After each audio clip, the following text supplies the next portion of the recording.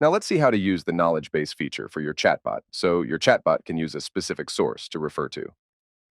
On the Canvas page, let's go to Content, and then click Add Data Source. Let's type a website URL to be used as a knowledge source. We can type here the pricing page of Botstacks as a source, and later test it with a question regarding the pricing. You are allowed to add more than one knowledge source. Let's test it to see how the chatbot will respond using the knowledge base feature. Click Knowledge Base Preview and then ask a question. In this case, we use the pricing page of Botstacks as a knowledge source, so I'm going to type, "How much is the Pro Plus plan?" and then click Send.